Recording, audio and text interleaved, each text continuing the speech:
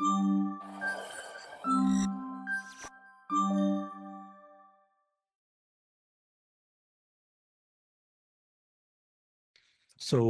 I would like to start with the first question. What are the most common short-term risks following bariatric surgery, and how often do we encounter them? Of course. Well, I will answer the second question first. How often do we encounter them? Not commonly.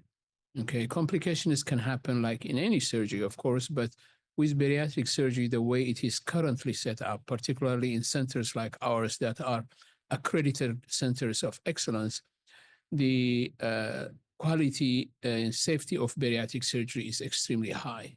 Nevertheless, it is surgery, and as surgeons, we know that in any type of surgery that we perform, the potential for complications is always there. The question is, what's the best way to deal with the complications, and how do you actually deal with them? And that's a very important topic for us as well. In terms of what are the most common early complications of bariatric surgery, it is probably useful to talk about the more serious types of complications. And those would be three. One would be infection caused by a portion of the stomach or intestine that fails to heal properly. It's something that we call leak. Another potentially serious complication is the formation of blood clots, either in the legs, the lungs, or even in the intestines. The third potentially serious complication that can occur early is bleeding. Now, these are potentially serious complications, and of course, they can be life-threatening as well. But the good news is, as I said earlier on, these are extremely rare. More importantly, we do have excellent methods for prevention, and so that's why we don't see much of these complications. But also we have excellent approaches of rescuing patients who do encounter these complications for us to be able to take care of them in a timely fashion so that patients can safely navigate out of the complications. So most of the complication does happen in the short term anyway, right?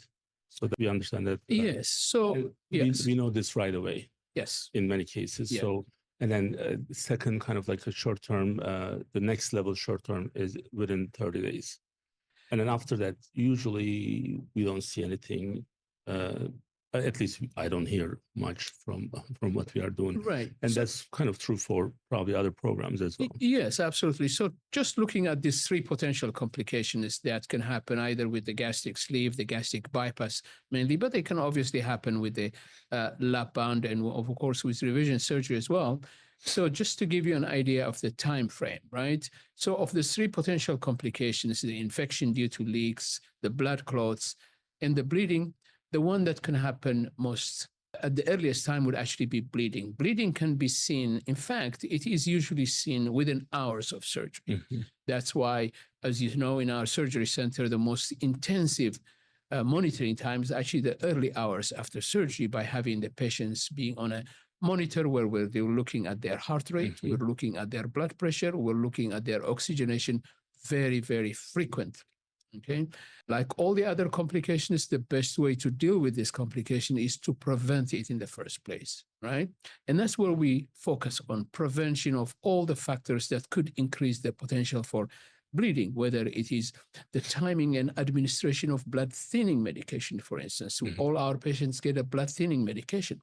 Why do they get that? Because we want to prevent blood clots. But when you give somebody a blood thinning medication, you increase their risk of bleeding. So where we focus is the timing of the administration of that blood thinning medication is critical because there is going to be a time where the level of that medication is fairly high and the risk of bleeding is higher at that time. Right. So we focus on that timing importantly. Secondly, we try not to give additional medications that could increase the risk of blood thinning, or we time them in a way that there is no overlap between these two medications. And then finally, of course, as I said, because it can happen early after surgery, we are monitoring the patients very closely for any potential signs of bleeding. The other complication, for instance, blood clots, generally blood clots tend to occur if they do within 2 to 4 weeks after surgery. So there is a more extended period of time. There are the best.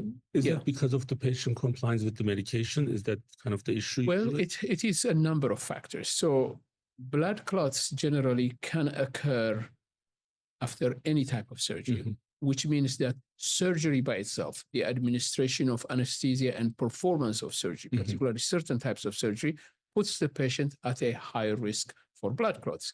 But there are other factors that can increase this risk. For instance, patients who have a very high body mass index would have a higher risk. Patients who've had a history of previous blood clots would have a higher risk. Patients who are above the age of 40 will have a higher risk than younger patients. And patients who are not as mobile, for instance, if they are on a wheelchair, they cannot walk too much after surgery, they will be at higher risk. Patients who have had a history of some types of cancers would have higher risks. All these are important factors that we put into consideration when we apply preventative measures, right?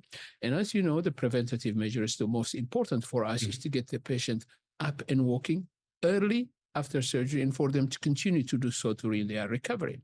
And we do this very, very well, and it's based on education. But the other thing we do, Kemal, is we provide compression stockings around the legs of the patients that are actually dynamic. They compress the calves of the patient so that blood circulation from the legs is increased. And it happens despite the fact that the patient is immobile because of the anesthesia. So those help us greatly. And then the other thing we do additionally is, as I said, we administer a blood thinning medication, which surgeons in the past, when we were doing these open surgeries, we dreaded the idea of giving a patient a blood thinning medication before surgery. But now we can do it comfortably because of the advancement in technology that allowed us to do surgery through very small incisions and with a lot of precision. And how about leakage infection? Well, that can actually occur usually after between the 2nd and the 6th week after surgery. That's the time frame that it can occur. And so, again, we pay a lot of attention to factors that could increase this. For instance, gastric sleeve is the one where leaks can happen a little bit more commonly than gastric bypass, for instance. And why is that? Well, because the stomach is so small and narrow that the pressure inside the stomach rises considerably, putting a strain on the suture line of the stomach. So reinforcing the suture line with additional material, as you know, the surgery center provides this for us, is very important. But more importantly, also understanding the geometry of the sleeve so that there is no increased points of pressure on the stomach is very important. All those are very critical factors to minimize the risk, but it can still happen for a number of other reasons, right? So what do? We educate our patients for them to come back and tell us if there are any potential signs of an infection. In fact, the standard education we give our patients is that after they leave our center, they should continue to progress in their recovery. If they feel they are going backwards, having pain more than they've had the day before, having nausea, vomiting, or fever, all these are signs that should alert them to call us so that we can look into it in a timely fashion and so we can address this issue. So to summarize, bleeding can happen within hours. Blood clots can happen between the 2nd and 4th week, most commonly. And infection is caused by leak usually will happen between the 2nd and 6th week after. So our percentages for these are in like 1 in thousands, 1 in 1,500. Very low. So very low. Very we low. don't see them very often. So it's one of the reasons when we talk about these risks and complications, if there was an ongoing issue, but we don't. So now, one of the reasons it doesn't happen also, as you were explaining from the patient education process, but also our patient screening process is probably one of the best in the country in terms of the bariatric. Yeah. And it's kind of interesting. I don't know if you felt the same way when we were going through some interviews with some new surgeons. I can see how they were kind of shocked. And these guys are coming from good programs. And what we do on a day-to-day basis with the case conferences and just taking the patient from the consult to the surgery, then having their follow-up appointments in the same program. So it just doesn't happen in every other program. And then that's probably why we're also having a better outcome with these. And it, just like anything, it just comes down to the prevention. Yes. And then that prevention is, in this case, either the clinical team needs to do certain things. Our database helps us to flag any and every other issue that we may Yes. see. And sometimes like you can probably attest to this. So I ask the same question, even though I know the answer, just to make sure that I get the same answer, so that because in one thing that we don't want to make any assumptions. As Absolutely. you always say, in the clinical setting, the duplicate additional levels of redundancy. Duplicate right? redundancy is one of the good things in clinical settings. Absolutely. So it may not be so efficient in other settings, but Yes. this is where we need that, and therefore that also helps our patients' outcome as well. Absolutely. Now, I want to talk about the nutritional deficiencies and kind of like overall explaining to those who are going through the process, what are the nutritional deficiency, and is it like long-term, and what can they do to address those concerns ahead of time? Absolutely. So essentially, one of the ways in which bariatric surgery works is by decreasing the amount of food the patient consumes, right? Because that will lead to a direct decrease in the caloric intake as well, right? But when we are interfering with the patient's ability not only to eat food, but also to process that food by making changes in the digestive tract, yes, we are succeeding in decreasing their caloric intake, but we may be interfering with the patient's ability to take in absolutely necessary nutrients, the so-called micronutrients. And these are clearly vitamins and minerals. Now, this is much more pronounced with procedures where there is intestinal diversion or intestinal bypass, like the gastric bypass or the duodenal switch. It is less significant, less impactful rather, with a procedure like the sleeve gastrectomy, where there is only interference with the stomach and not with the intestine, and of course, even less so with the lap band. So what we have to do is we have to educate our patients about this fact that will become a reality in their post-surgical life, right? And we also educate them of ways to minimize its occurrence or avoidance of this problem totally, right?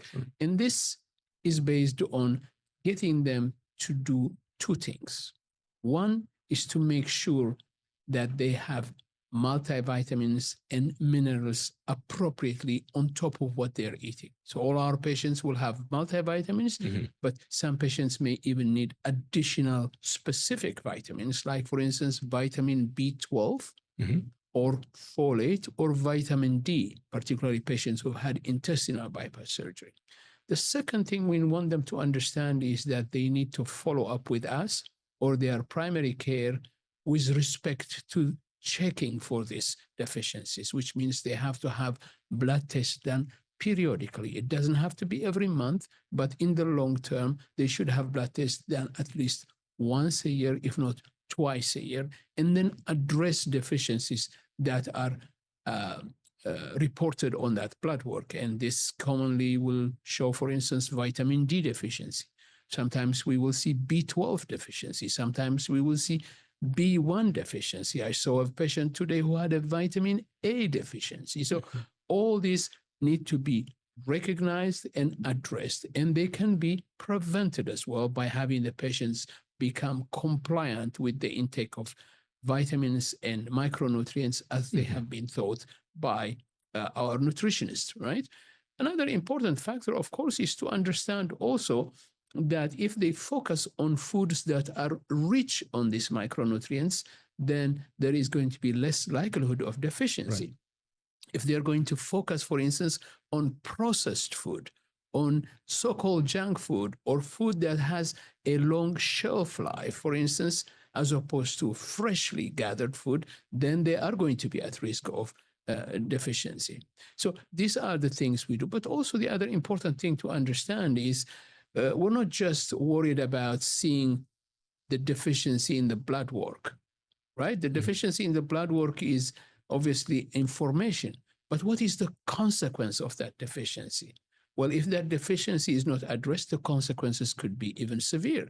They could lead to hair loss. They could lead to poor healing if there is a wound. They could lead to weakening of bones or even to permanent nerve damage with certain vitamins. So it is very important that patients understand that, are well educated and versed on this, and then follow our recommendations to really avoid and prevent these deficiencies. So today we are going to discuss the bariatric surgery time. Yeah. So this is usually how we set the tone with our patients in the beginning. So what we are going to do and what needs to happen with them and how they're going to actually take charge of their future. So this is one of the important topics that we discuss at the time of the first consult. It doesn't mean that we don't discuss this later on, but this is the foundation of that decision. Okay, you are here, and now we kind of need to decide what type of surgery is the best one for you. So that's why we have the expert here. And Dr. Irgau, what would you like to tell us about the different surgery types? And then I'll have some questions as we go through. Absolutely. No, sure. Thank you. Thank you. It's always great to be here. And then, although, as you said, the topics are very similar in many ways, we really present them in a conversational manner, emphasizing one aspect of the topic specifically in one session. So watching them is not necessarily watching a rerun of the same topic. Essentially, there are different ideas that may be highlighted on different sessions. As you say, today we're going to talk about types of bariatric surgery.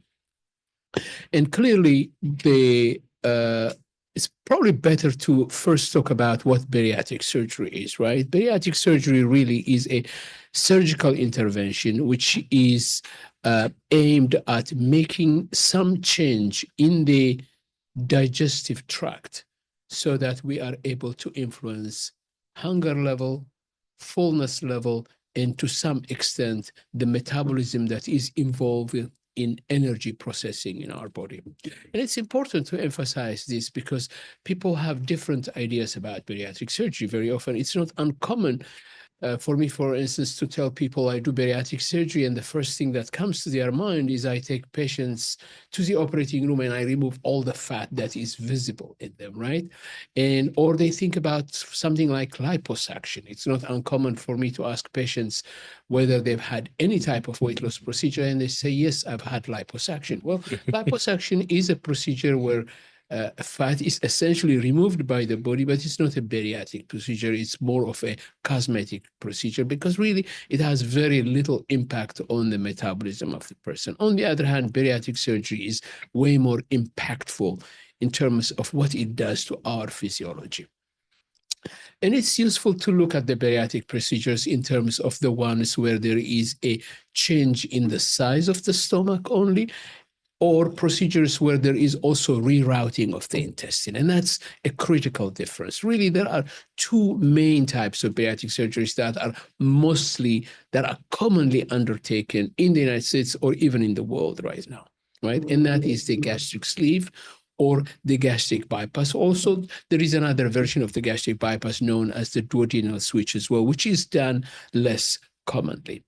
Other procedures that people may have heard of, the gastric band, the gastric balloon, are also undertaken, but to much lesser extent. Mm-hmm. So let's talk about the most commonly undertaken procedure, which is the gastric sleeve or sleeve gastrectomy or vertical gastric sleeve, as many people know it. Well, with this procedure, what we do essentially is we focus on the stomach itself. And the normal stomach has the shape of a watermelon. Not only it has a shape of watermelon, but it acts like a balloon, which means that when we eat, if there is more food coming, the balloon actually stretches and distends. So we are able actually to out-eat, to overeat whatever plate is presented to us because our stomach is such such a shape that it can really accommodate a lot of food. Well, when we do the gastric sleeve, we really attack that ability of the stomach by making the stomach a lot smaller, not only just smaller, but by removing the portion of the stomach that stretches the most. So when we're done with the procedure, a stomach that started like a watermelon shape now will look more like a banana.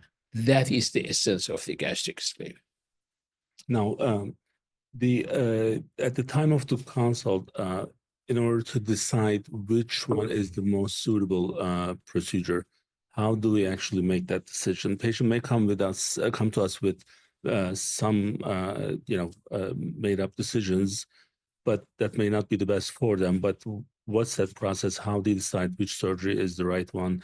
And then I have some follow-up. Of course, that's a very important question, obviously, because that decision, although it is a shared decision between the surgeon and also the patient, the surgeon will play a very important role, obviously, in guiding the patient because the surgeon has the experience, the knowledge, and the know-how as well.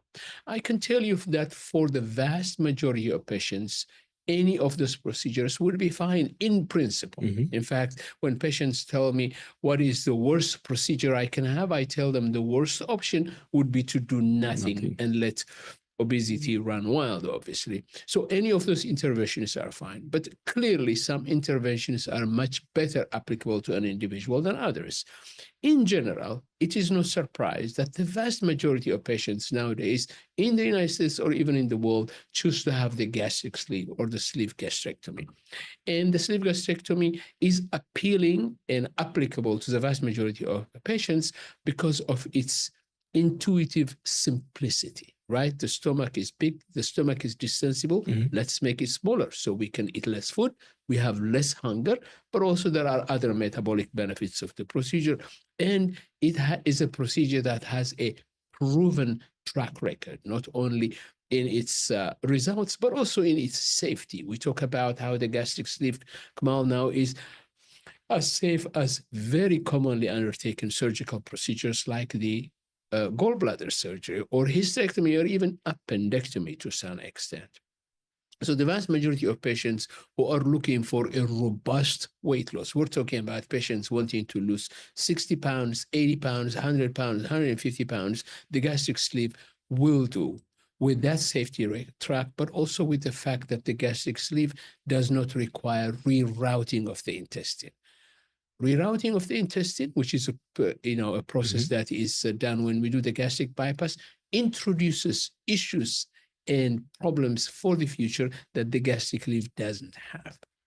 Having said that, there are some patients on whom the gastric sleeve may not be appropriate, right? For instance, patients who have had a very long history of acid reflux to the extent that that has caused damage to their food pipe, something that we call Barrett's esophagus, for instance. In that case, we say maybe a procedure that removes acid exposure from the food pipe, like the gastric bypass, is better applicable for the patient. So we discuss about the advantages and disadvantages of a procedure like gastric bypass as well. Both procedures, as we have said in the past, are procedures that we perform in our practice and we offer, and they are very often done in our bariatric center, which is the American Surgery Center, where the vast majority of the procedures are undertaken laparoscopically in an outpatient setting. Now, the most common procedure that we do is gastric sleeve. In almost, I would say, 75 to 78% of cases. Yes. And another 22% is bypass. So gastric bypass is more, I guess, invasive in a way. But in some cases, it's the only choice that patient really should go. And in the case of managing diabetes, as you mentioned, the reflux, other than just the structural changes, there's a important part that patient needs to understand what both can do. So in one of them, literally, we don't actually have any stomach functions, so that there will be a very little space there. But at that point, that's what they need. But if it's a 25-year-old patient or 27-year-old patient comes to you with no diabetes or reflux, that wouldn't be the go-to procedure. Is that correct? Absolutely, absolutely. There is a misconception sometimes come out thinking that there is a difference in weight loss between the gastric sleeve and the gastric bypass. Mhm. By and large, those differences are not major. They're not very, very significant, right?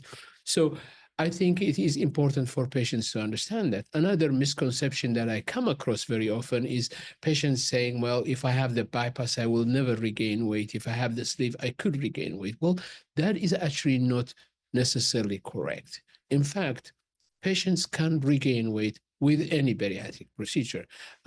There was a bariatric surgeon that was teaching us when we first started over 20 years ago, who used to say, you can out-eat any bariatric procedure, which means that if you don't change your behavior, it doesn't necessarily mean that these procedures will do a magic thing for you, right? All patients have to understand that the biology that drives obesity is just around the corner, even when the surgery is performed. So they have to be careful. They have to be mindful.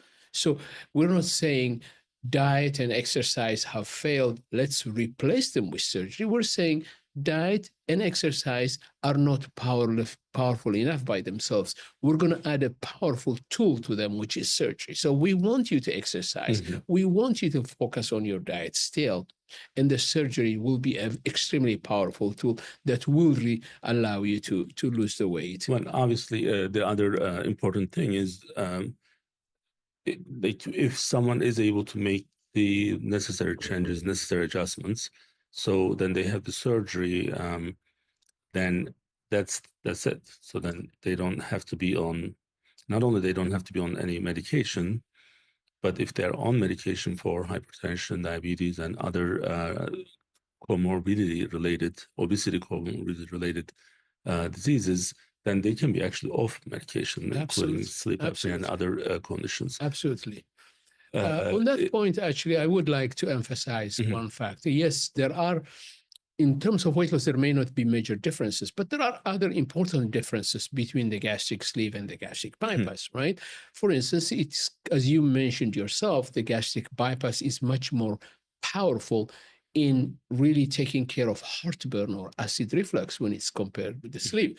And also the gastric bypass has much more impact earlier on after the surgery on the resolution or improvement of type 2 diabetes. There is no question about that.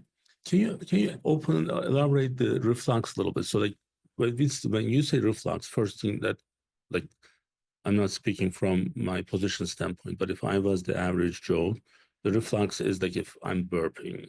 Is that what it is? Or it's like, not. It's not. It's not just burping. Reflux essentially these questions do come to me. That's why I'm asking.